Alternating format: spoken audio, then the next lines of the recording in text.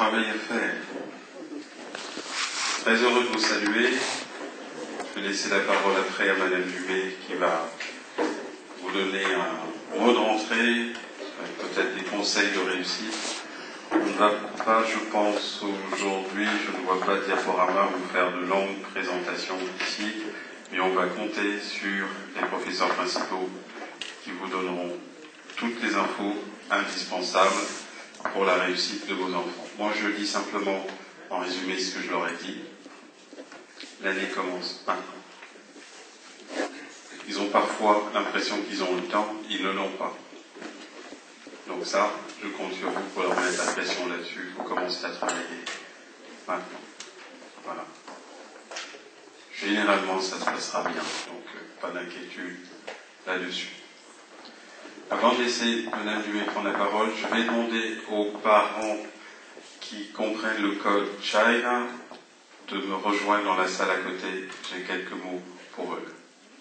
Aux parents dont les enfants vont en Chine ou vont demander s'il y en a quelques-uns ici.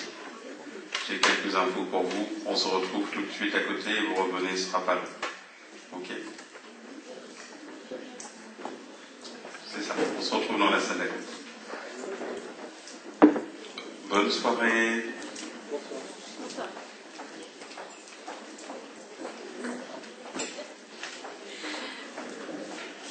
Bonsoir, mesdames et bonsoir, messieurs.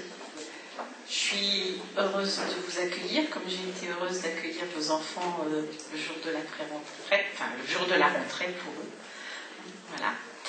Comme disait M. Chepot, c'est une année importante, extrêmement importante, surtout pour le supérieur. Il y aura des échéances à respecter, ne serait-ce que pour le fameux Parcoursup. Mais mes collègues vous détailleront un petit peu les choses là, et puis il y aura une prochaine réunion au mois de janvier, justement où j'insisterai sur comment ça fonctionne, sur ce Parcoursup. Vos enfants auront les mêmes informations quelques jours avant, voilà, pour s'inscrire. Donc cette orientation est extrêmement importante, je vous le dis, je leur ai déjà dit aussi à eux, surtout ne pas hésiter à aller voir des écoles, à faire des portes ouvertes. C'est extrêmement important pour qu'ils prennent un petit peu la température et les aider à s'orienter, de discuter avec eux aussi, donc les amener à se questionner, c'est extrêmement important puisqu'ils devront faire des choix sur ce portail dans un délai imparti. Donc il est temps maintenant de commencer vraiment à peaufiner les choses pour que ça se passe le mieux possible. Alors, je vais vous présenter quand même les enseignants titulaires qui vont encadrer vos enfants, ainsi que toute l'équipe pédagogique aussi des autres enseignants, mais qui plus particulièrement suivront vos enfants cette année. Donc en terminale L, il y a Madame Magritte et Madame Carrier. Nous sommes systématiquement 2 co-titus pour les classes de terminale. En terminale ES 1, il y a Madame Amédurie et Madame Villebois. En TES 2, Madame Dupire et Monsieur Fontaine, qui n'est pas là, qui remplace Madame Ringot. Donc vos enfants ont philo maintenant, il n'y a aucun souci. Voilà. Je rassure tout de suite l'inquiétude de début d'année pour l'épreuve. En TS1, il y a Monsieur Hénon et Madame Sénéco. En TS3, Madame Lécluse et Monsieur Alvarez. Et en TS2, il y a Monsieur Lutzac et moi-même. Voilà. Donc nous sommes systématiquement 2, comme je vous le dis. Je vous le disais il y a quelques instants. Alors on va être très, très rapide, moi je vais m'arrêter là, mais on va se séparer en fonction des séries pour que vous ayez plus particulièrement des renseignements par rapport à la série dans laquelle votre enfant se trouve. Voilà, en fonction, et vous allez suivre les titulaires. Donc, Madame Magritte, vous descendez donc en A002, donc on va vous demander de descendre et puis elles vont vous emmener jusque cette salle. C'est une salle dans les anciens bâtiments. En TES, voilà, juste au premier là, la B103, c'est sur le palier. Et en S, on va vous inviter à rester ici.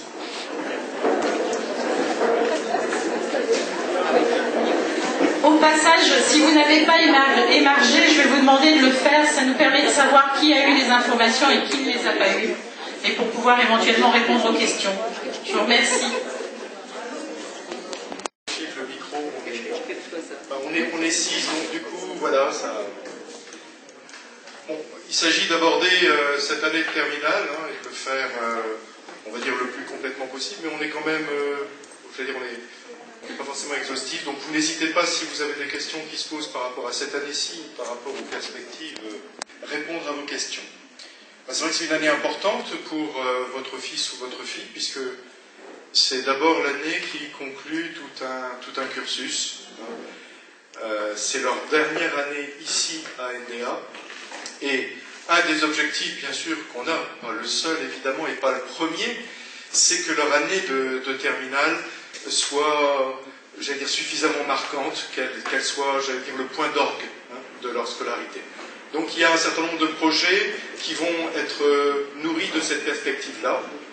C'est vrai qu'ils sont déjà en grande partie, déjà ils ont fait un pas vers l'organisation du bal de promotion. C'est vrai que c'est quelque chose qui leur tient à cœur, hein. C'est peut-être la 4e édition, 4e ou 5e édition, et c'est vrai que manifestement c'est un projet important pour eux, parce que c'est leur projet de terminale. Mais il y a un certain nombre d'autres occasions. Vous savez que d'ici peu, on les a conviés à une soirée de promotion où l'ensemble des classes terminales vont se retrouver pour un repas au Pasino, suivi d'une partie de bowling où généralement ils nous montrent que ce sont les vrais maîtres en fait. Et nous on est juste des apprentis dans beaucoup de domaines. Voilà, donc c'est vrai qu'en terminale, on essaye de faire en sorte que ce soit une année qui laisse une trace très positive. Et c'est vrai aussi qu'on n'est pas étonné que dès le début d'année, on a des élèves qui reviennent nous partager leur réaction de début d'année, enfin, la façon dont ils vivent ce début d'études supérieures. Et puis, alors, on a beaucoup d'élèves en début d'année. On en a qu'on voit régulièrement, et puis on a des élèves qui ensuite reviennent nous dire comment les choses se sont passées en fin d'année. Il y a, j'allais dire, ce suivi, hein, qui pour nous est quand même très très précieux, eh bien il est nourri par le fait que ce qu'on vit effectivement l'année terminale, c'est suffisamment fort entre nous et entre eux et nous pour que eh bien ça amène comme ça une espèce de continuité. Bon, donc ça c'est un petit peu une première facette. Il y a bien sûr d'autres facettes, hein. Une année de terminale, ça ne se réussit pas comme ça simplement parce que les années passent et qu'on est plus grand et que voilà, c'est l'année où on est en terminale, c'est l'année où on passe le bac. C'est pas suffisant. Ça doit être investi. Alors il y a plusieurs aspects et mes collègues brûlent de me prendre le micro des mains parce qu'ils savent que sinon il y en a pour 1h30. Le premier aspect, je dirais que ça concerne un peu l'hygiène de vie.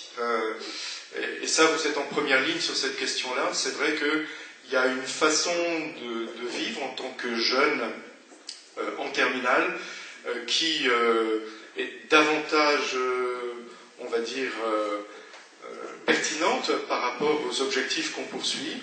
Et puis, il y a aussi on va dire tout ce qu'on peut vivre à côté, la façon dont on vit qui peut, à un moment donné, entraver la scolarité. Donc ça, c'est un aspect, mais ça, pour ça, je confierai le micro à des spécialistes. Il y a bien sûr un autre aspect qui a été évoqué par Madame Dumay, c'est que l'année de terminale, la réussite de l'année de terminale, ça n'est évidemment pas le bac.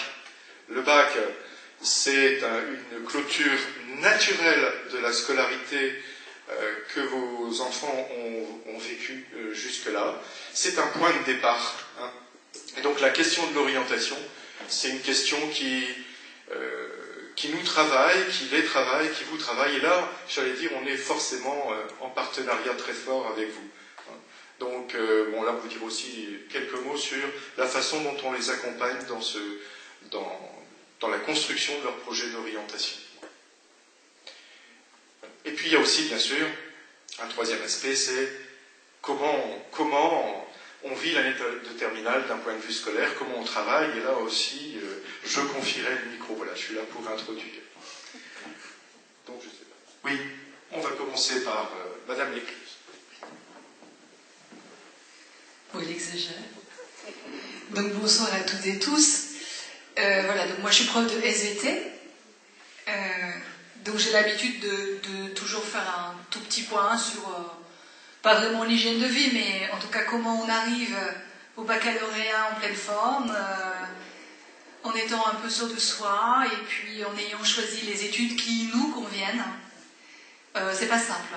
Et il y a quelques petites choses à redire qui semblent complètement évidentes, mais la qualité du sommeil, on s'aperçoit très très vite que le lundi matin, la tension est parfois très vacillante. Donc les soirées, tout ça, etc. Voilà, le dimanche à comater, c'est pas terrible. Et toutes ces petites choses-là peuvent avoir des conséquences. Donc on a la qualité du sommeil. On va évidemment parler des écrans. On est obligé, je suis obligée de le faire, c'est quelque chose qui me tient à cœur. Nous sommes tous, nous avons tous vécu, vous aussi, sans téléphone portable.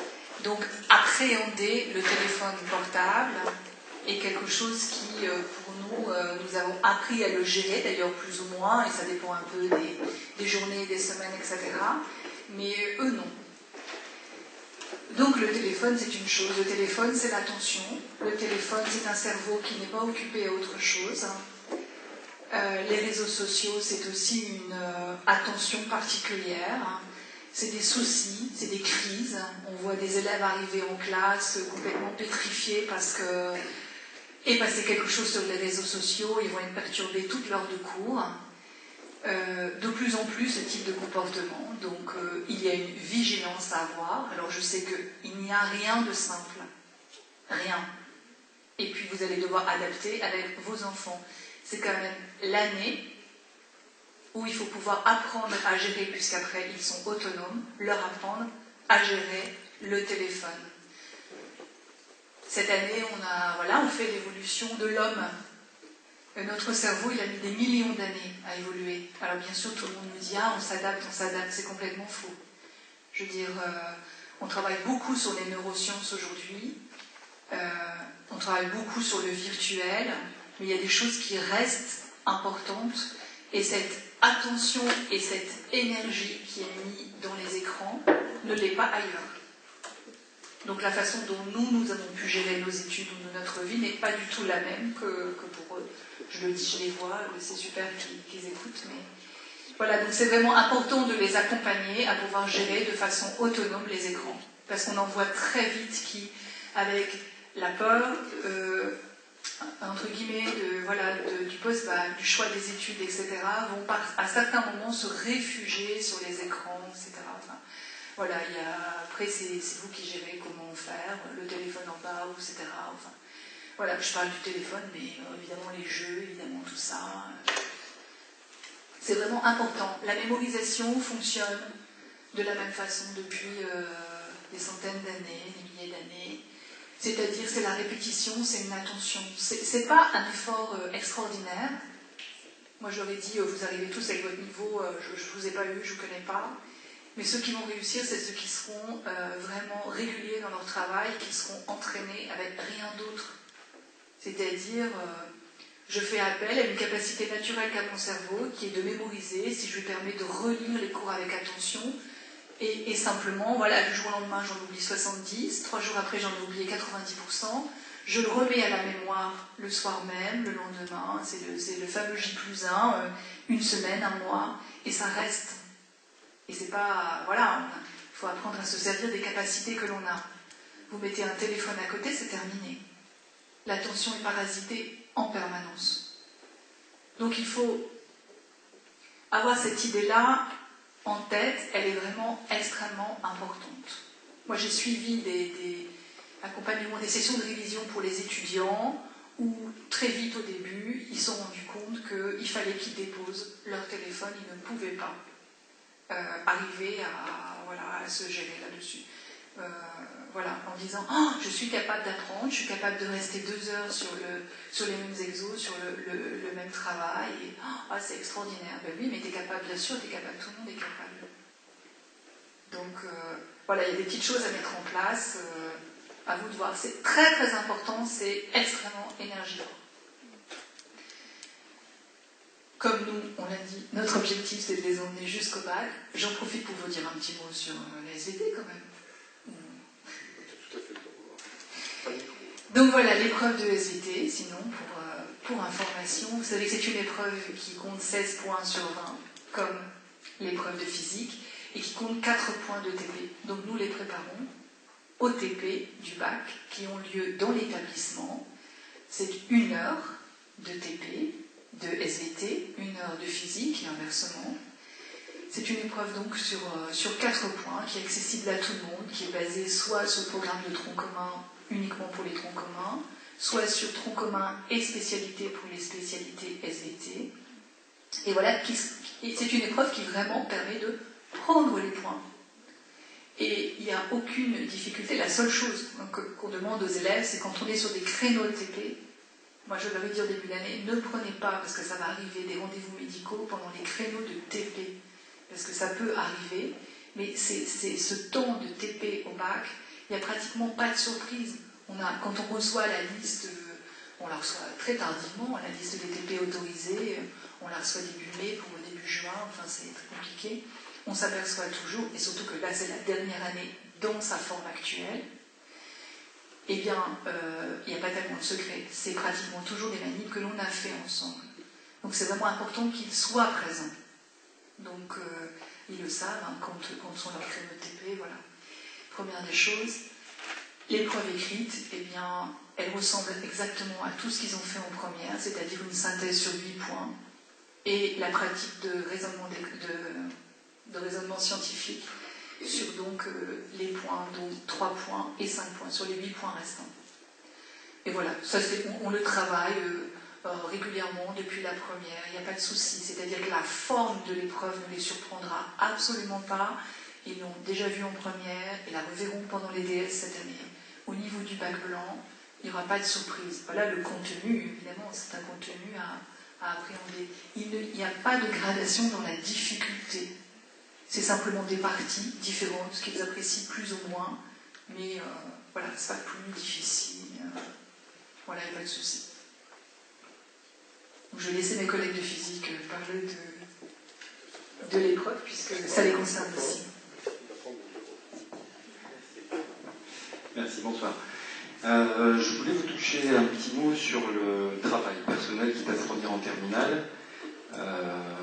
On leur dit à vos enfants depuis quelques années maintenant, chaque année, attention l'année prochaine ça va être un petit peu plus difficile, il faut travailler encore plus, il y a un fossé entre la 3e et le lycée, entre la seconde et la première, etc. Évidemment, il y a encore un fossé cette année à l'entrée en terminale. C'est assez compliqué de parler de cette notion de travail, je crois, parce que ça se résume pas à une durée quotidienne ou hebdomadaire de travail. Le travail de votre enfant doit être le plus efficace possible. Et il faut dès cette année surveiller que votre enfant prend les bonnes méthodes qui sont à développer. Je peux vous dire avec quasi-certitude sans me tromper que votre enfant actuellement il ne sait pas vraiment encore travailler. On va l'aider pendant cette année de terminale. Il y a un investissement important en temps, c'est une chose, mais il faut développer l'efficacité dans le travail. Je rejoins mon collègue qui parlait du téléphone et des réseaux et des écrans, etc. Par exemple, en PACES, en première année de médecine, tous les anciens élèves qui viennent nous expliquer un peu comment ça se passe, nous expliquent que la première chose qu'ils font, c'est qu'ils préviennent tous leurs amis en septembre, attention là je coupe mon Facebook, je coupe mon... et il n'y aura pas de nouvelles jusqu'à fin juin, quoi. Enfin, je ne sais plus la rotation en mai, en PACES. Voilà. Donc, vous dire que l'efficacité du travail est, à mon avis, encore plus importante que la quantité de travail. Alors, je trouve qu'en PACES et dans certaines autres formations, il faut réussir à cumuler les deux si on veut réussir. Pour nous, c'est le critère de réussite, l'efficacité et la quantité. Ça veut dire, et c'est juste pour ça que je voulais un petit peu insister là-dessus, il ne faut pas juste se contenter de vérifier que votre enfant il travaille 3 heures tous les soirs, par exemple. Il faut voir un petit peu ce qu'il y a derrière. Même lui, parfois, il n'est pas forcément conscient que ce qu'il a fait, c'est pas assez, ou que c'est mal fait. Il se dit, voilà, j'ai bossé pendant 3 heures, c'est super, j'ai jamais autant bossé de ma vie, l'année dernière, je faisais qu'une demi-heure, en première, là, cette année, je bosse comme un dingue, je bosse 3 heures. Mais pendant ces 3 heures, il a fait quoi, effectivement, comme travail? Ça se trouve, 2 heures, il aurait assez, peut-être même 1h30, pour faire la même chose. Voilà comment on peut les aider, en fait. Et c'est ce qu'il faut essayer de faire. On va essayer de... Enfin, on va, nous, les guider. Et il faut aussi faire le point régulièrement avec eux, leur demander si ils sont certains d'avoir été au bout des choses, s'ils sont certains d'avoir été concentrés au maximum pendant tout le temps qu'ils se sont mis dans la chambre pour travailler, etc. etc. Voilà. Cette année terminale, comme le disait, je ne sais plus si c'est Mme Dubé ou M. Chouepo, peu importe, le travail qui est fourni, c'est pas pour l'obtention du bac. Le bac, c'est vraiment qu'une formalité. C'est pas, voilà, c'est pas pour le bac qu'on travaille cette année. C'est pour l'année prochaine, pour le post-bac. Donc, il est important cette année de cumuler un peu les deux, c'est-à-dire faire tout ce qu'il faut pour avancer sur le programme, sur voilà, être sûr d'avoir les meilleures notes possibles pour avoir la meilleure mention possible et le meilleur dossier possible. Je te laisserai clarifier ça peut-être. Voilà. J'ai perdu le fil du coup ce que je voulais dire. Le meilleur dossier possible. Ouais, et j'avais une autre idée, je sais plus. Post-bac. On travaille post-bac. Voilà, c'est ça, merci. Il y a des personnes qui suivent, c'est pas mal ça. En classe, c'est pas si évident que ça tout le temps. Oui, donc l'idée c'est qu'il faut qu'ils s'entraînent dès cette année à travailler non seulement pour le programme, mais aussi pour l'année prochaine, pour que dès le début des études supérieures, ils soient un petit peu rodés, qu'ils ne démarrent pas le supérieur en étant habitués à faire le minimum pour aller jusqu'au bout de quelque chose, quoi. On peut avoir le bac en faisant le minimum, je crois. On a par exemple des spécialistes de ça. C'est pas un souci. C'est M. Delceau qui dit avec un 20 en maths, avec les coefficients, on peut avoir le bac. Voilà. On a eu dans les statistiques des personnes qui ont eu un 0 en maths, en S, et qui ont eu le bac. Avec les options, avec des notes à peu près récupérées, enfin, pas trop mal en SVT, en physique. Voilà, pour vous dire que le bac, c'est vraiment pas ce qui doit vous préoccuper pour cette année. Il n'y aura pas de souci pour ça. Et donc, si on peut les préparer au mieux, c'est cette année qu'il faut commencer. Nous, on est très triste quand des élèves viennent nous revoir au bout de 1 mois, 2 mois, 3 mois. J'ai abandonné. Pourtant, ils étaient très bons en terminale, 15-16 de moyenne, mention très bien, j'ai abandonné. Voilà ce qu'il faut éviter. J'ai un peu cassé la main. Voilà, et donc il faut qu'on travaille ensemble. Vous, nous, les élèves évidemment, et ça va se passer très bien. Mais je crois qu'il faut régulièrement avoir ça en tête et se le rappeler, se le remettre en tête. Voilà. Je vais laisser parler mon monsieur Hénon pour l'orientation. Entre autres, je vais parler du bac blanc. Bonsoir tout le monde.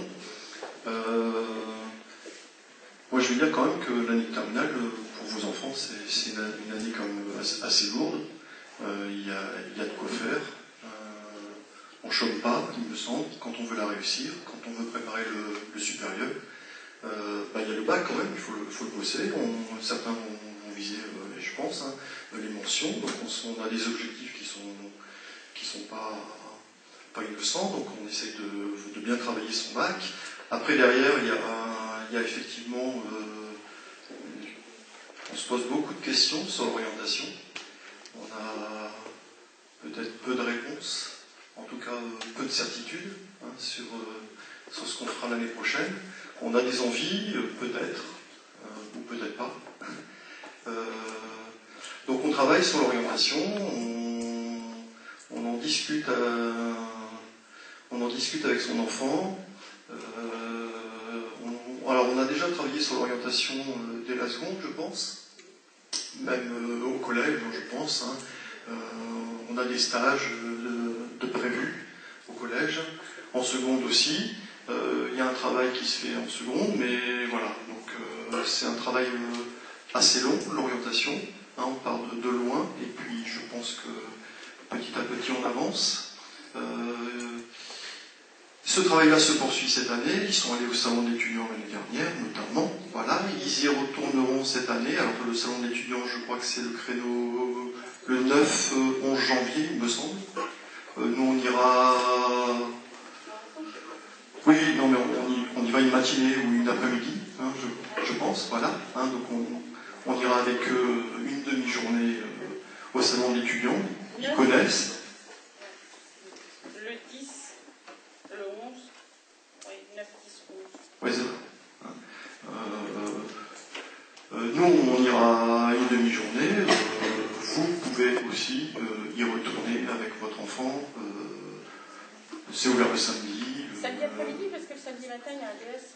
Oui. Voilà. Excusez-moi, mais...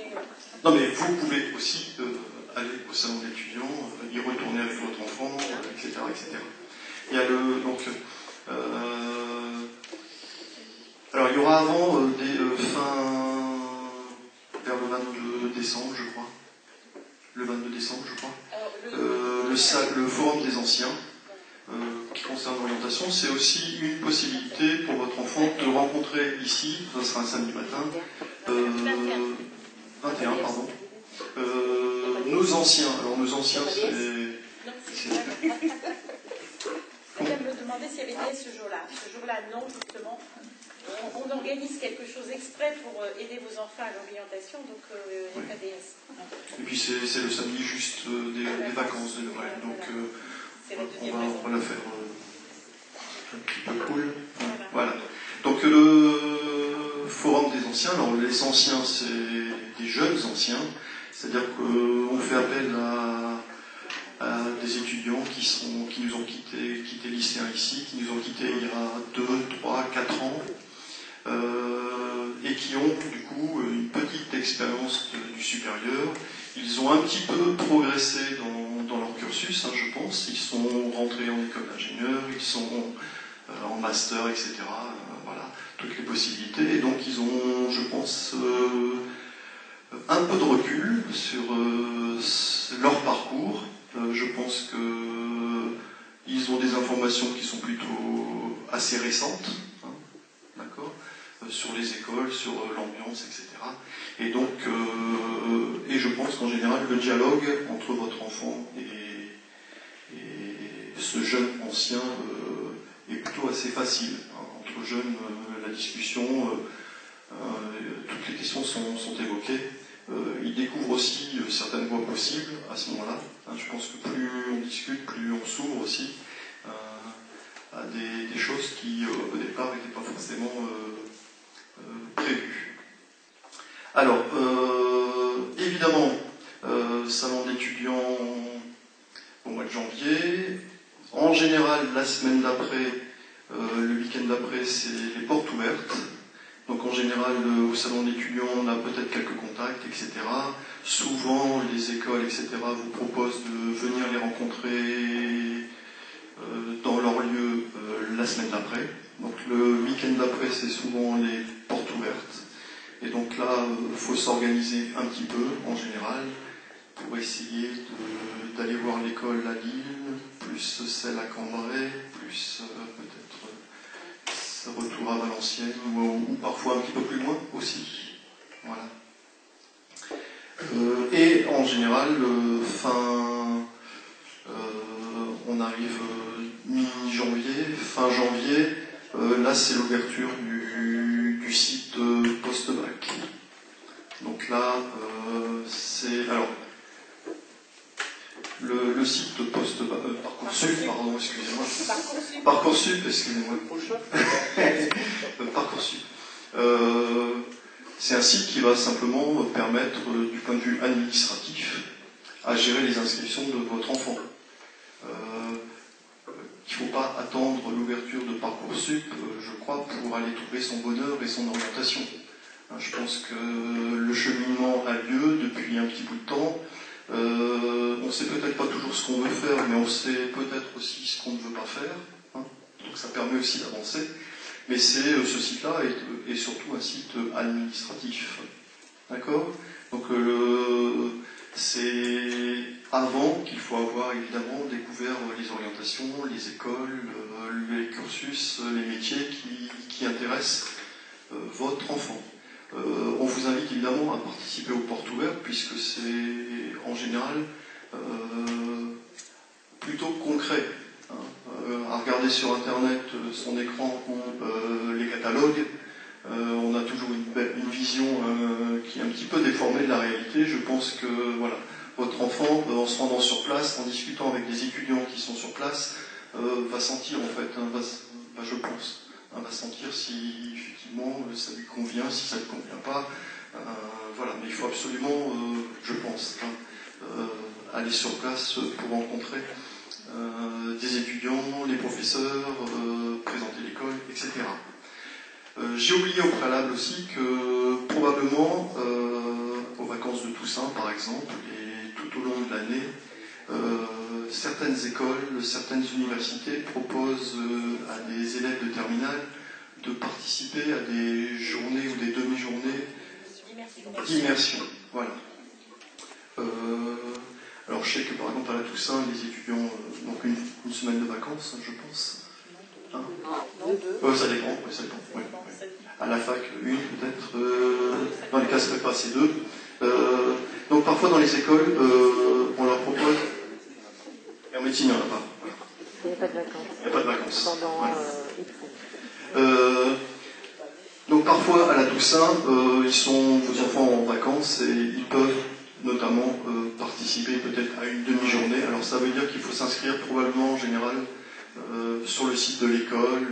Voilà. Donc ça, c'est demi-journée d'immersion. Je pense que c'est aussi quelque chose qu'il faut faire. Voilà.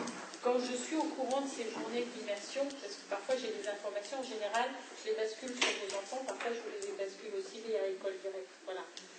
Sachant que l'inscription est complètement indépendante de nous, c'est à votre enfant de s'inscrire sur le site. Mais il y a des fois, moi-même, on n'a pas les informations qui tombent chez nous. Donc il faut vraiment, c'est indispensable à vos enfants d'aller voir sur les sites de ces écoles. Il y a parfois des informations qui sont là en disant porte ouverte, immersion possible, etc. Voilà. Ils doivent vraiment commencer à se prendre pleinement en charge.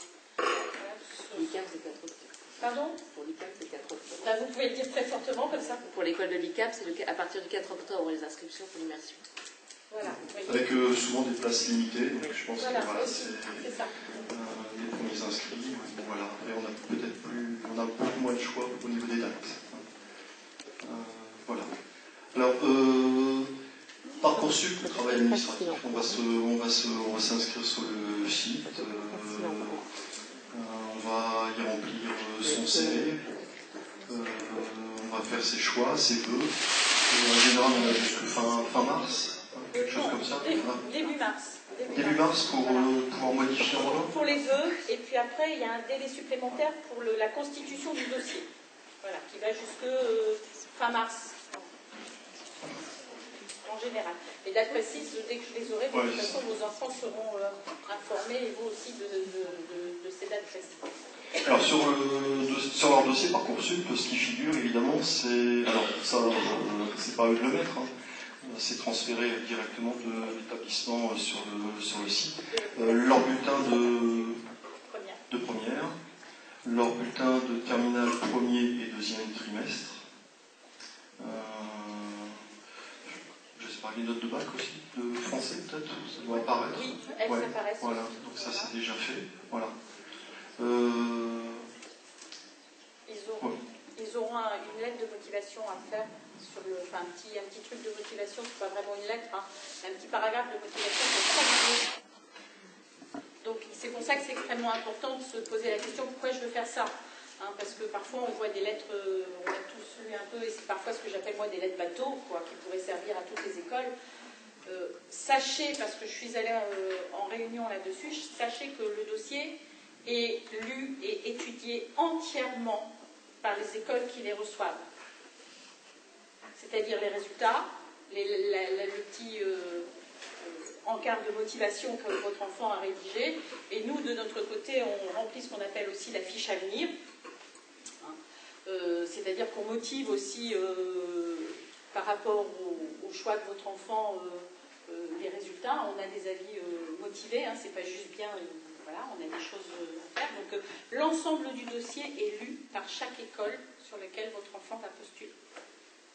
Et quand on discutait, c'est vrai qu'il y a les résultats chiffrés, les appréciations qui sont importantes, mais aussi la motivation de votre enfant. Ils font attention aussi à ça. Parce que toutes les formations, comme le disait si bien M. Lutzac, l'objectif c'est d'avoir des étudiants qui n'arrêtent pas au bout de 2 mois ou 3 mois. Alors qu'un étudiant arrête parce qu'effectivement il se rend compte que ce qu'il fait ne l'intéresse pas et ça ne lui correspond pas. On peut se tromper dans l'orientation. Il faut aussi accorder à votre enfant le droit de se tromper. Sachez qu'il y a des passerelles de réorientation à la fin du premier semestre. Il y a des possibilités de réorientation. On peut changer de cursus à la fin d'un premier semestre dans le supérieur et se retrouver dans autre chose. Voilà. Hein, l'erreur d'orientation est possible. Ils ne sont pas, je dis toujours, ils ne s'engagent pas pour la vie. Voilà. Il y a ces possibilités-là. Mais forcément, comme ils cherchent à recruter des étudiants qui sont motivés pour leur formation, cette lettre de motivation a cette importance. D'où l'importance de réfléchir à qu'est-ce que je veux faire et pourquoi je veux le faire. Le calendrier, juste avant que vous mettez aussi un avis sur le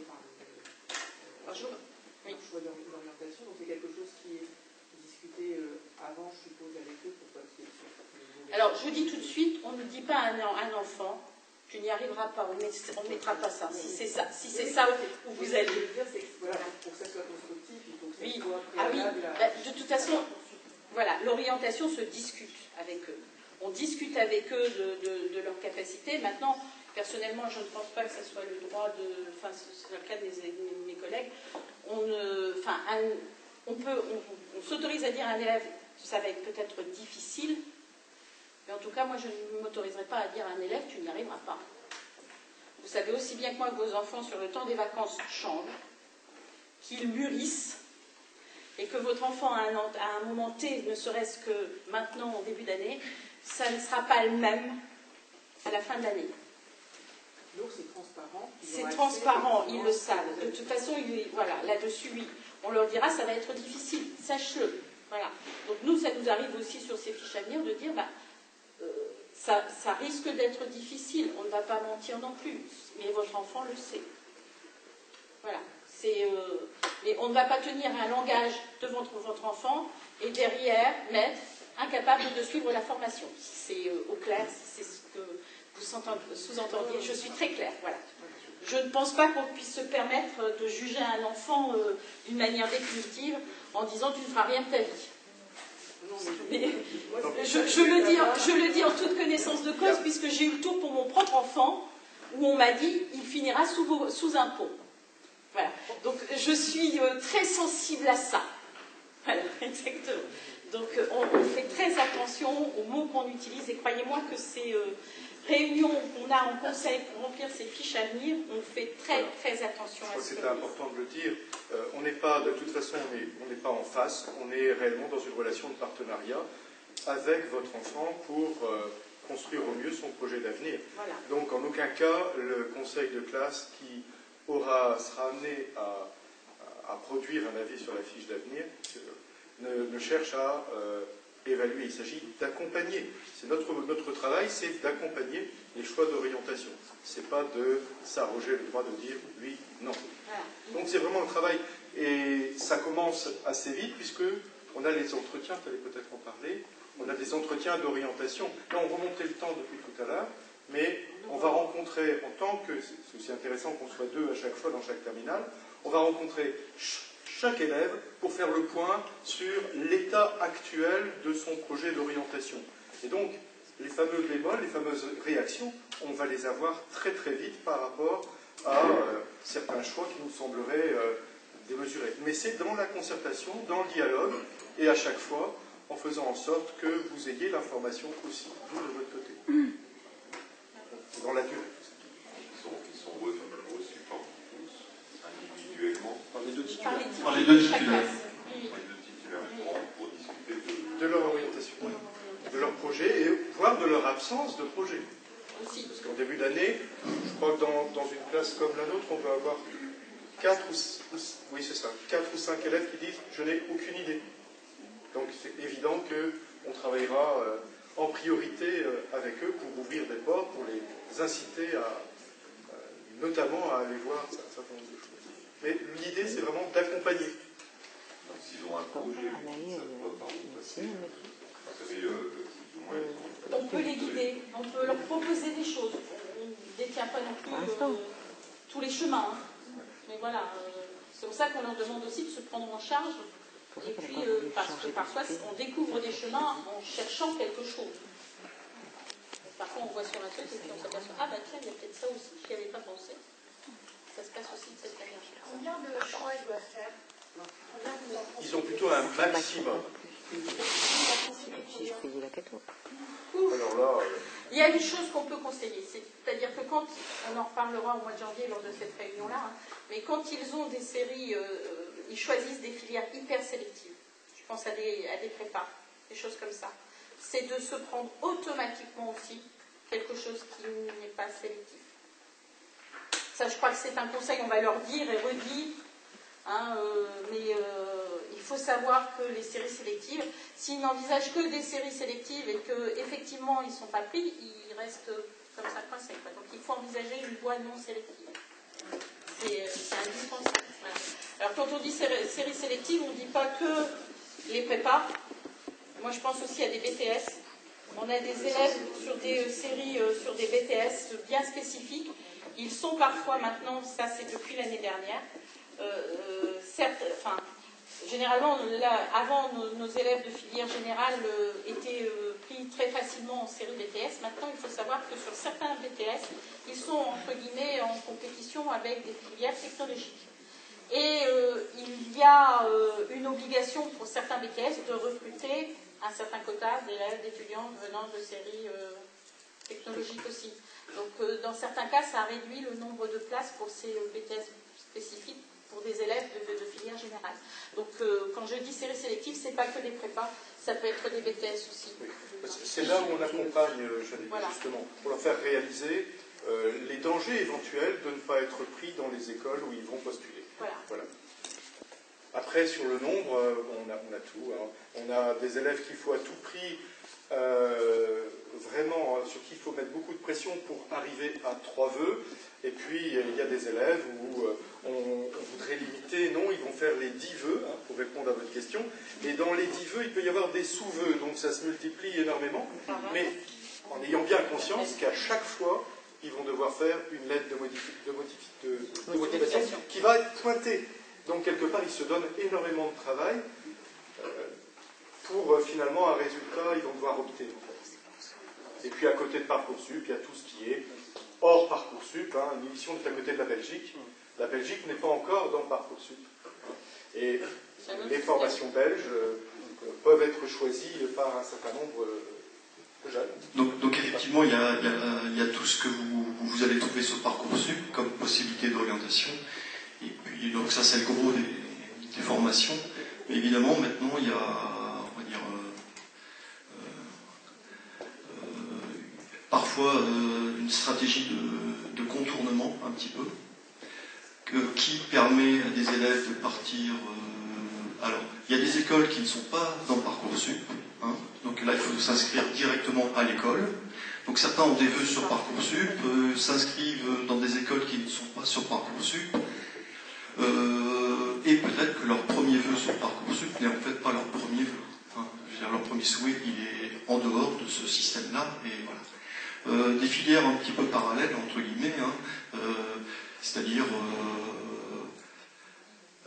la Belgique, hein, pour ce qui est kiné, on a maintenant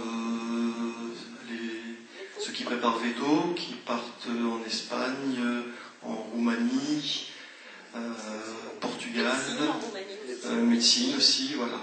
Donc, et qui obtiennent un diplôme européen et qui reviennent le valider ensuite en France. Voilà, cette stratégie-là, pour des gens qui sont bien au courant, et je pense qu'il faut que vous soyez au courant aussi, existe aussi. Hein. Donc il y a Parcoursup, d'accord, mais il y a aussi effectivement des filières, entre guillemets, qui permettent de valider un diplôme de kiné, un diplôme de médecin, un diplôme de veto, et de revenir le valider en France. Voilà. Après, il y a sûrement d'autres formations aussi à l'étranger. Hein. Ça, c'est l'Europe et les diplômes européens, mais voilà. Il y a aussi cette stratégie-là qui est pas rare en fait. Hein. Certains, après une classe prépa, n'ont pas forcément réussi et s'en vont à l'étranger pour valider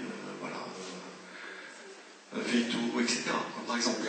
Voilà, c'est ce qu'on a parfois dans les classes prépa, par exemple, pour veto, par exemple. Oui. Une question justement, un élève qui aurait présenté un concours qui n'est pas donc sur Parcoursup, on sait qu'en général les résultats de ces concours ont lieu avant la validation de la plateforme. Est-ce qu'il doit quand même s'inscrire sur Parcoursup? Oui, parce qu'il n'est pas sûr de réussir le concours. Hein. À un certain moment dans le système Parcoursup, de toute façon, on leur demandera à la fin s'ils veulent maintenir leur vœu ou pas. Ils ont la possibilité d'interrompre. Enfin, une fois qu'ils auront le retour de leur vœu, ils peuvent très vite répondre en disant bah non, je ne le maintiens pas. Enfin, même si je suis pris, non, je refuse la proposition que tu fais passer. Parce qu'ils savent qu'ils sont pris ailleurs. Voilà.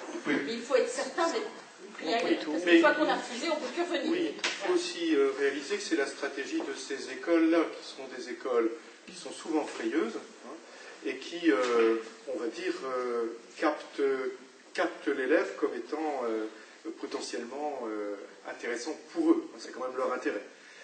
Pas oublier aussi que dans on va dire, l'enseignement supérieur, il y a des écoles qui sont des caprices de milliardaires. Je ne donne pas de nom. Hein. Mais si ce milliardaire, à un moment donné, veut reprendre ses billes, l'école, elle ferme. Hein.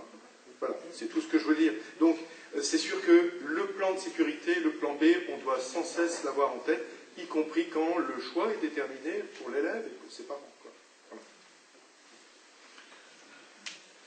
Voilà. Certains élèves aussi seront amenés cette année, en plus de préparer le bac, suivront aussi une préparation à un concours pour entrer dans une école ou dans une formation. Donc c'est vrai que pour certains, le travail est conséquent.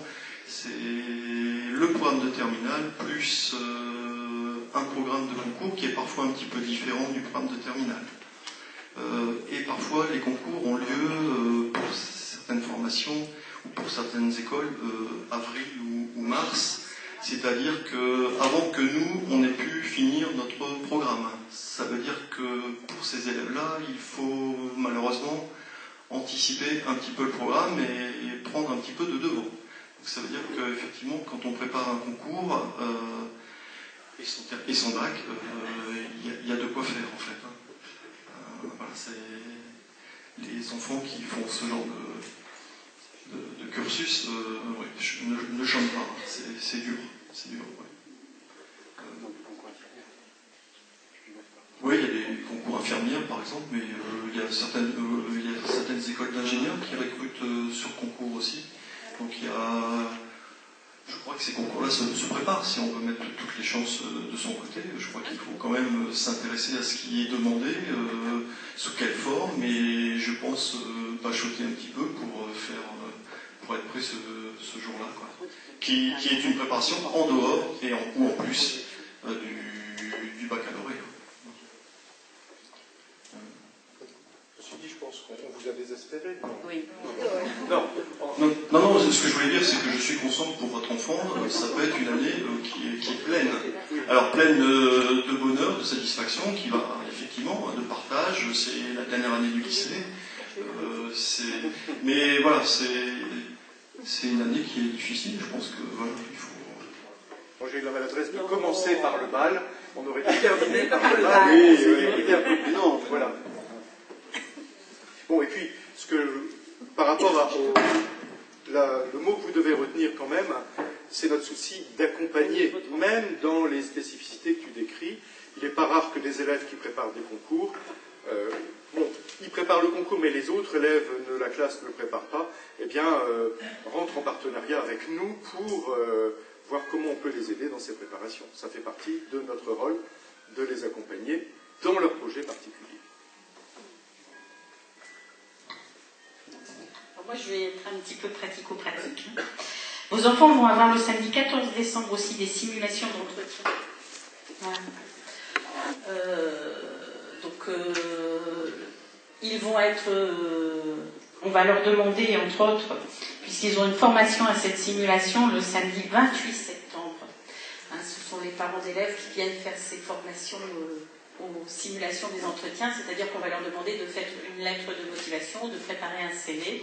Ça peut être aussi bien pour une école, ça peut être aussi bien pour un job d'été ou ce genre de choses, et ils vont être devant une personne, enfin des personnes qui simulent soit l'école qui recrute, qui simulent soit l'entretien d'embauche pour un job d'été, ce genre de choses. Donc c'est aussi dans le but, parce que certains de vos enfants avec le Parcoursup et les écoles auront des entretiens, de les préparer aussi à parler, à justifier leur choix. Voilà, il y aura ce genre de formation et de simulation, ça sert à ça. On s'aperçoit que les enfants, par expérience, c'est pas la première année, sont extrêmement contents d'avoir au moins vécu ça, surtout qu'ils ont un retour avant qu'ils passent leur entretien pour les écoles. Voilà. En passage, je fais appel à vous, si vous voulez participer à ces entretiens, vous pouvez très bien vous manifester auprès de moi, je transmettrai l'information à Monsieur Vendôme, donc le faire assez rapidement, parce que je sais qu'il faut faire autant de jurys qu'il y a d'élèves, et cette année en terminale, ils sont nombreux. Voilà. Ça, c'est une première chose. Donc il y a l'orientation, les entretiens d'orientation en novembre. Ils ont des épreuves de bac en juin, mais ils ont des épreuves aussi au cours de l'année. Voilà. Entre autres en langue. Ils ont des épreuves de compréhension orale, ils ont des épreuves d'expression orale. Alors en termes de date, puisque ça, on a l'obligation de planifier un petit peu pour organiser. Les compréhensions orales de bac pour les langues se feront le vendredi 3 et le jeudi 2 avril. Voilà. C'est vrai, ils auront une épreuve blanche avant, en même période que le bac blanc, qui se fera juste après les vacances de février, la semaine de retour des vacances de février. Bon. Ils ont une épreuve d'expression orale, qui compte aussi pour le bac, qui se fait courant mai, début mai, le 5, le 7, le 12 et le 14 mai. Voilà. Alors sachant qu'ils vont devoir venir parler devant une personne, leur enseignant, selon les filières, mais en général ça dure 10 minutes. Ils ont 10 minutes de préparation, 10 minutes d'expression. Sur le mois de mai, il arrive parfois que vos enfants reçoivent une convocation de la journée citoyenne. On dit encore ça comme ça ? Oui. Voilà. Alors, sachez que la convocation de bac prime. Donc, il suffit de prendre contact avec eux et de leur dire mon enfant est convoqué pour une épreuve de bac.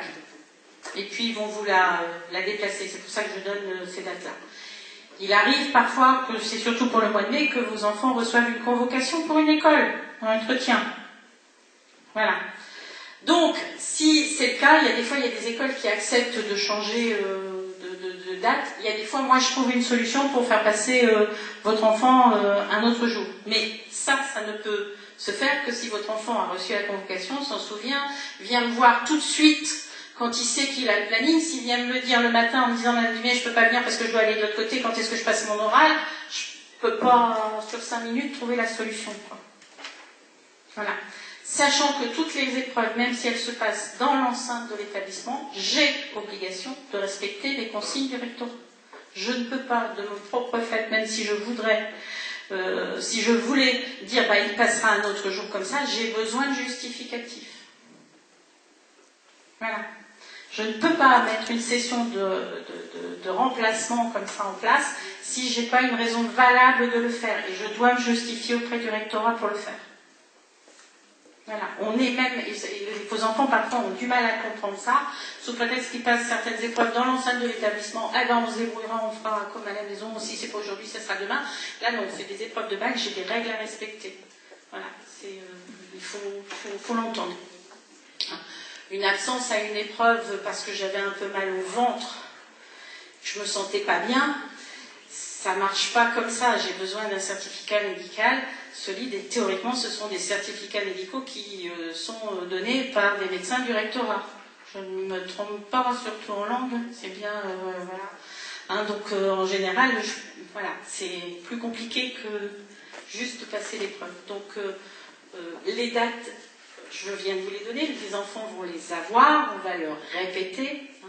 Ils auront de toute façon une convocation qui leur dit tel jour, telle heure, ils doivent être présents. Hein, et c'est extrêmement important qu'ils respectent ces délais. Et si jamais il y a une incompatibilité avec un oral d'une école, un entretien d'une école qui se fait à Paris, par exemple, ou ailleurs, on a déjà eu le cas, surtout ne pas hésiter de venir me voir. On va trouver une solution. Si c'est pas l'école, c'est moi, mais on trouve une solution. Voilà. Mais à condition que ça ne soit pas à la dernière minute. Voilà. Ils auront pour certains d'entre eux, parce qu'on est en série S, une épreuve d'ISN, informatique, hein, pour ceux qui font cette spécialité-là, qui se fait généralement fin mai aussi. Et ils auront forcément les épreuves pratiques, hein, ce qu'on appelle nous dans notre jargon les ECE, en physique et en SVT. Logiquement, à moins qu'on ait des surprises, c'est la première semaine du mois de juin. Hein, ce ne sont pas ça pour les épreuves de spécialité ISN et puis de CE, des dates officielles, hein, c'est mon expérience, vu le nombre de fois que je les ai mis en place, c'est toujours tombé dans cette période-là, c'est pour ça que ça devrait être encore comme ça cette année. Hein, dès que de toute façon j'ai les informations, je confirme les choses. Voilà. Ça c'est pour les délais. Je réfléchis au niveau épreuve, je crois que je vous ai tout dit. Voilà. Il y aura une réunion parents-prof, Noël ? Oui, il y a une réunion, pardon, oui. Il y a une réunion oui, tout à fait, hein, qui se fait pour vos enfants début décembre, courant décembre. Donc le 9 et le 10 décembre. Je ne peux pas vous donner exactement le détail, mais que je ne me trompe pas, le 9 et le 10 décembre, après les conseils du premier trimestre. Ce qui nous permet aussi, on les a eus en entretien d'orientation, vous discutez aussi, on a le bilan du premier trimestre, ça permet aussi éventuellement avec vous de refaire un petit point. Voilà. Hein, sachant que ces réunions, c'est comme les autres réunions, c'est court, c'est 5 minutes, en 5 minutes, c'est compliqué. Donc quand on sait aussi qu'il y a des difficultés en termes d'orientation, on cherche à vous rencontrer pour vous en parler avant et pas forcément à ce moment-là. Voilà. Ça c'est pour les réunions parents-professeurs. Voilà. Avez-vous des questions à nous poser ? N'hésitez surtout pas. Je crois que ça c'est important aussi. S'il y a des choses qui vous chagrinent, qui vous tracassent, surtout ne pas hésiter à entrer en contact avec nous. Oui. Ouais, moi j'ai une question. J'ai mon fils qui est en neuro, enfin, oui. Et donc il m'a parlé hier ou avant-hier d'un voyage en Pologne. Oui. Oui. Donc on avait, alors, pour le coup, c'est peut-être moi qui suis en face, mais on n'avait pas entendu parler. Et donc pour pouvoir avoir aussi une certification. Voilà, c'est ça. Donc, je voudrais quand même avoir un petit peu plus d'informations aujourd'hui parce que alors, le temps est court jusqu'à alors, ça faisait partie d'entrée. De toute façon, l'obligation au niveau de la section euro pour pouvoir la mettre en place, non seulement il y a une nécessité de la matière d'une langue et d'un contenu, ici nous avons choisi scientifique, mais ça fait partie aussi de la convention avec laquelle nous avons, l'accord que nous avons passé avec le rectorat, c'est qu'il y a nécessité d'un échange avec un autre pays et il y a la nécessité de faire un déplacement. Alors, c'est vrai que la section euro c'est anglaise, le problème c'est que nous n'avons pas trouvé de partenariat avec un établissement anglais ou de langue anglaise. Donc quand nous avons discuté de ça avec le rectorat nous a proposé de faire avec un autre pays européen dont la langue anglaise est extrêmement importante. Et c'est comme ça que nous avons fait le partenariat sur les conseils et l'accompagnement du rectorat avec un partenariat d'un établissement polonais. Alors sachez que cet établissement polonais, c'est un établissement où les élèves sont d'un très très bon niveau en langue, puisqu'en termes de langue en allemand, c'est un des ministres allemands qui vient remettre les diplômes aux élèves de Pologne. Voilà, dans leur... c'est pas forcément un établissement, je ne vais pas utiliser le terme d'élitiste, mais c'est un établissement où le niveau de langue est extrêmement soutenu. Donc ça faisait partie de ses obligations. Donc nous, on a l'obligation de respecter ces... C'est l'obligation forcément de l'établissement. Mais est-ce que c'est l'obligation des enfants? Ah oui. De l'élève? Ah oui, de faire cet échange. Là, pour nous, c'est dommage, effectivement, que l'information n'ait pas été... Alors après, je le prends pour moi, je découvre. D'accord. Et ça faisait partie des obligations, voilà. Donc là-dessus, forcément, il y a aussi une possibilité. Et donc c'est pas une possibilité, c'est que comme il y a l'ensemble langue étrangère, le voyage, d'avoir des certifications supplémentaires, entre autres. Oui.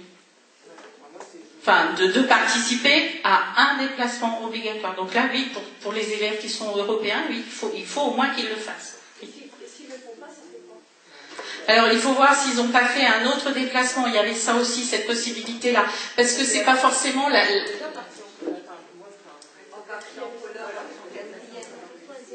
Donc, oui, vas-y. Mais... Le problème avec le voyage, c'est qu'il doit faire un mémoire, du coup. Enfin, voilà. Et il faut que ça réponde à une problématique européenne. Et en parallèle de ça, il y a Erasmus qui est organisé dans Madame Baillé, où il y aura une problématique européenne. Et voilà. Celui-là, ce qui est possible aussi, mais il n'y a que casse-tête. Voilà. Donc, pour avoir ces certifications, il a nécessité de constituer un petit dossier. Hein, les enseignants ont déjà parlé, ils en ont déjà parlé à vos enfants l'année dernière quand ils étaient en première. Et il y avait une nécessité d'un déplacement à l'étranger pour pouvoir constituer un petit dossier sur une question européenne. Moi j'ai la Chine et la Pologne. Donc voilà. Mais ça fait partie des choses pour pouvoir ouvrir cette section euro, hein, sans quoi on ne pouvait pas l'ouvrir. Hein? Voilà. Elle veut. Elle vide son compte. Elle vide son compte. Après, elle ne pourra plus. Voilà, parce que ça, je veux dire, c'est quelqu'un m'a annoncé, mais le mois prochain, effectivement, ça arrive. Mais croyez-moi que pour ouvrir la section euro, ce n'était pas juste faire de l'anglais en plus. Le dossier a été nécessaire de monter avec des objectifs extrêmement précis et en langue et en termes d'ouverture à l'Europe. Donc ce n'est pas que la langue. Voilà. Oui. Je ne pense pas que le fait de partir en voyage soit obligatoire. En fait, on est obligé de partir une fois pour... Oui, de partir au moins une fois pendant la durée des 3 ans ici. Oui, mais pour faire le mémoire à la fin de l'année, mais on n'est pas obligé de faire le mémoire parce que le mémoire, c'est pas en rapport avec le bac. C'est un plus. Si, ça fait partie des obligations, des engagements qu'on a pris. Et donc, en fait, ils n'auront pas la section européenne sur le bac. Alors, ils auront la section avec les épreuves de bac et les notes qu'ils ont sur les langues, etc. Ça, oui. Mais ça, nous, pour monter la section européenne, on a pris des engagements qui consistent, entre autres, pour cette fameuse certification. C'est aussi d'avoir un email avec ces précisions, parce que là, apparemment, tout le monde a perdu, donc c'est pour avoir plus d'informations précises. Je demanderai à M. Chouepo puisque c'est lui qui a monté le dossier, c'est pas moi. Voilà, mais ce sont des engagements qui ont été pris d'entrée. Voilà. Alors, sachant que nous avions de la part de parents, de vos parents, enfin vous peut-être, hein, je ne sais pas, une pression pour que cette section euro s'ouvre. Et croyez-moi que je sais que mon chef d'établissement s'est bagarré pour avoir l'ouverture. Voilà.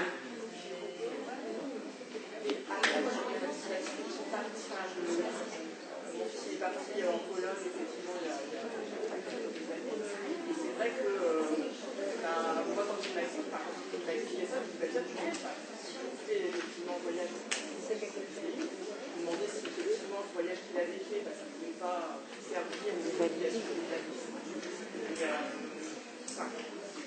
Encore une fois, moi, ce que je regrette, c'est que.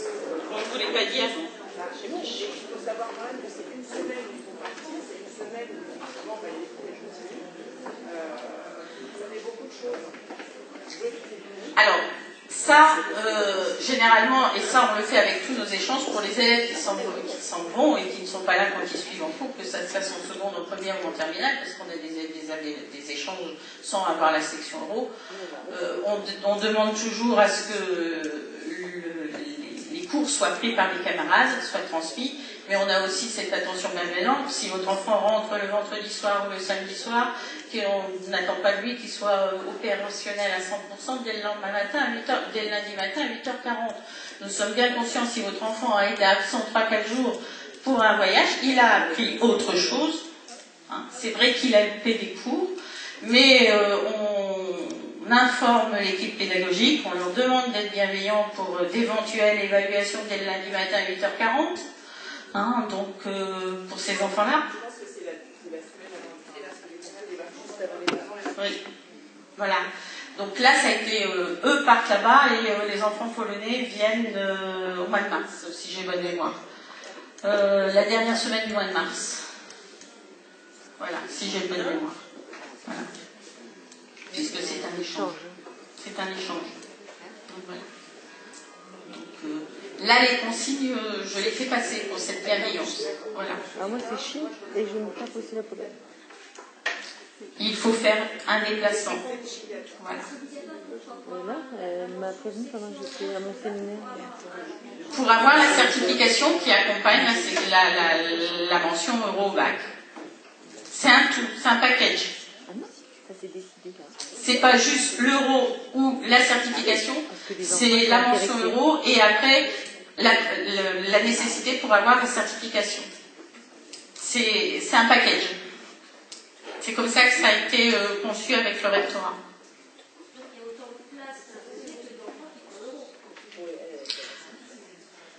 Les enfants qui partent, ils sont généralement ici, ils sont une vingtaine.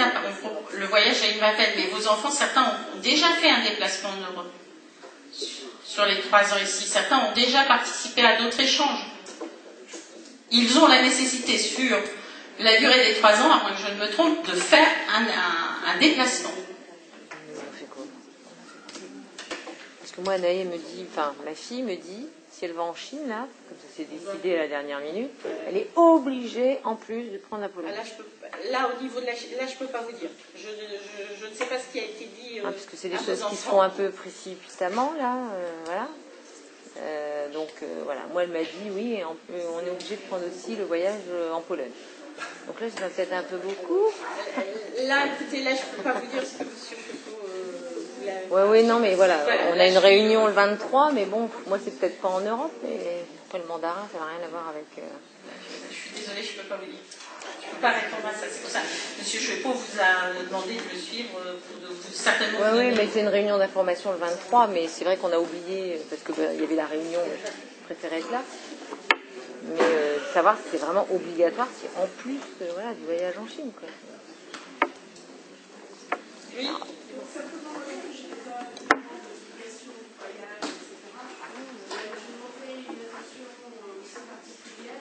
Concernant les informations diffusées, l'équité aussi, quant aux accès aux différents voyages organisés, même à la dernière minute. Et je parle en particulier de la Chine, effectivement. Puisqu'on a été, effectivement, ce n'est pas un projet qui était prévu et anticipé. Avec une certaine formalité à accomplir, ce que je comprends tout à fait. Et en particulier les enfants qui voudraient y participer et qui n'auraient pas accès du fait de la précipitation. D'accord. Je vous transmettrai votre remarque à M. Chouepo. Voilà, je me charge de le faire.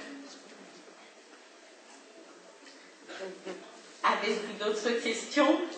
Je pense que ça vient plus des élèves que de... surtout, alors dans ce cas-là, il y a une pression des élèves que, voilà, que de la part de M. Chouepo, je pense. Ah bon. Je pense que c'est plus, voilà, les élèves ont dit, tiens, il y a un voyage en Chine. Ah d'accord. Oui. Une espèce, voilà, ça s'est fait comme ça, voilà. Monsieur, je pense que... Alors, au départ, il n'y avait pas de voyage en Chine. Au départ, M. Foucault devait s'y rendre seul. Voilà. Moi, je suis pas allée là-bas, j'étais partie... Avec M. Lebon. Donc, voilà. Mais c'est un... Voilà. Sur ce voyage même en Chine, groupe c'est de ça. copines et une Au espèce début, de... c'était Voilà. ça. Il n'y avait pas d'élèves. Voilà, c'est pour ça que... Il me semble qu'il y a des élèves à ta décharge, voilà. qui ont réagi. Voilà. Donc après, je ne sais pas comment ça s'est passé, qui a fait que je n'étais pas là, donc je ne peux pas vous dire. Voilà. Mais il n'y a pas eu... Enfin, c'était pas prévu au départ. Non, moi, les élèves accompagnent. Moi, j'ai débarqué, c'était des échanges avec ma fille cette semaine, mais c'était pas prévu. Ah non, au début, non, du tout. Parce que c'est quelque chose qui se fait là, il devait partir au mois de... Enfin, là, pour la Toussaint. Les vacances de la Toussaint. Oui. Vous avez vos enfants ont pu avoir le circulaire. C'est une espèce de... Tu sais, c'est une espèce d'émulation avec les enfants. Alors, il y a ce que je suis pas la seule. Donc là, de toute façon, j'ai vu Madame Chaperon a refait une circulaire. Vos enfants, s'ils l'ont pas eu là, ils devraient avoir cette circulaire. Il y a de nouveau un papier qui est passé pour la Pologne. La nuit. D'accord. Parce que, et les places sont limitées pour la Pologne? C'est une vingtaine d'enfants. Et on a plus de 20 élèves qui font l'euro. Oui. Donc tous les euros ne vont pas faire la Pologne. Oui, mais certains peuvent faire Erasmus+, et certains sont déjà partis en échange. C'est au vu des années précédentes. Sur les années. D'avoir tout. Mais qu'est-ce qu'on a fait? Nathalie, qu'est-ce qu'on a fait comme voyage? Elle a fait la Pologne. Mais non. Elle a fait quoi comme voyage? Je sais pas. Avec l'Espagne. En Espagne. Ah, c'est bon, elle en a fait. C'est un peu. L'Espagne. Parce que moi, ils auront pour la certification besoin de constituer un petit dossier. Moi, le deal, c'est... Je vous souhaite une bonne soirée. Surtout pas hésiter.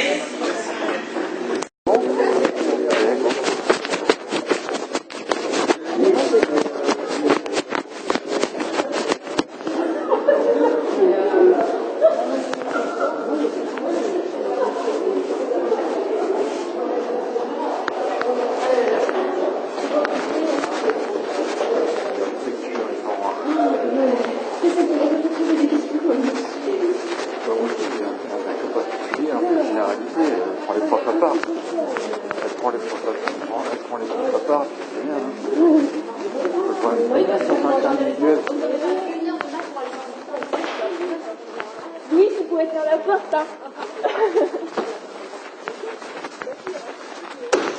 C'est vrai pour le carbo.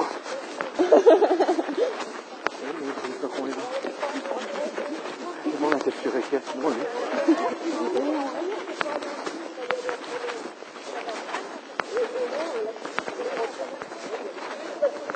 J'ai laissé mon empreinte. Oh, mais non, t'as pas fini. Pas grave, c'est dans la terre.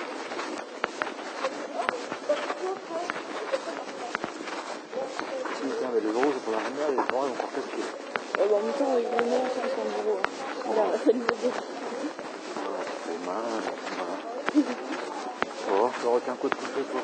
Bon, ça vous fait tout, hein. Ouais, c'est quand même... Indépendamment de tout, c'est quand même une histoire de répression, quoi. Ouais. C'est ça, le thème est peut-être que fin d'année. Ouais, pas fin d'année, année 2019. Ouais. Pas année scolaire, année 2019. Ah oui. Jusqu'en décembre, quoi, c'est pour ça que je dis ça. Toi, t'en parles avec les profs? Toi encore, t'en as pas encore parlé? Non, pas encore. Il faudrait que t'en parles. Alors, tu vas dire au revoir? Je sais pas qui et laquelle, mais c'est bien ce que tu parlais à la fin, là. C'est grosse. T'as fini? Ah oui, c'est la meilleure.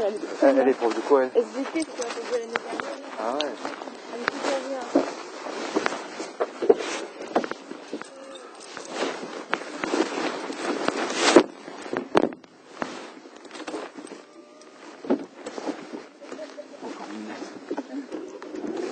Elle, ça se voit que c'est quand elle a dit moi, quand je suis ici, parce que mon fils on m'a dit qu'il finirait sous les ponts. Bon, on sent que c'est quelqu'un qui connaît, c'est pas quelqu'un qui fait de copie, quoi. C'est le terrain et qui a envie d'aider les autres, quoi.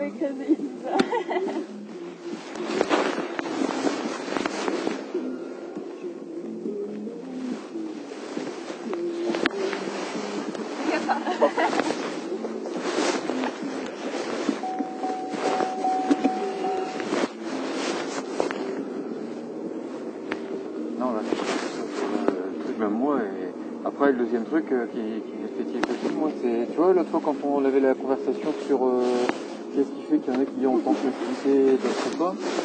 Et je crois que bah, là, j'ai eu une partie. Ah, c'est vrai que je ressemble à Brigitte Macron. Je crois que j'ai eu une partie de la réponse aujourd'hui, tu vois. C'est quand le mec, Luxac, il parlait de. En fait, parce que moi, quand je te dis, par exemple, tu me dis tes trucs de chimie, tout ça, je te dis, j'y comprends rien. C'est vrai, j'y comprends rien, moi, j'ai jamais fait ça. Donc comment je peux t'aider? Bah oui, c'est ce que je me suis dit. Il a dit ça, il dit ouais, les parents, faut regarder que c'est efficace et tout. Mais comment il va regarder, il comprend pas. Bah ouais. Donc comment veux-tu que je t'aide à quelque chose que je ne comprends pas? Moi, je te fais entièrement confiance. J'essaye de faire ce que je peux en te payant des. En fait, selon lui, sa logique, c'est pour être médecin, pour en faire médecin. Bah voilà. Tu vois, et là, tu veux aller manger tu veux aller manger quelque part ou pas? Non. Tu veux pas manger quelque part? Demain, non? Demain. Et parce que là, je suis là. C'est le temps de faire à manger. Ouais, je sais, c'est pour ça que je suis descendu. Peut-être j'aurais été à Leclerc, mais bon, Leclerc, à part Burger King, après c'est Buffalo machin là. Ah, t'as vu le monsieur E? Ah ouais, putain, j'ai trop envie de rire. Tu vois, moi j'ai envie de rigoler. Et à croire que les profs, je crois que les profs ils doivent le savoir aussi parce qu'il y en a qui rigolaient. Mais ouais, comment tu veux pas rigoler? De toute façon, si toi tu l'as capté, je pense qu'il y en a plein de gens qui doivent le capter. Hein. T'as vu? Mais là encore, au début c'était trop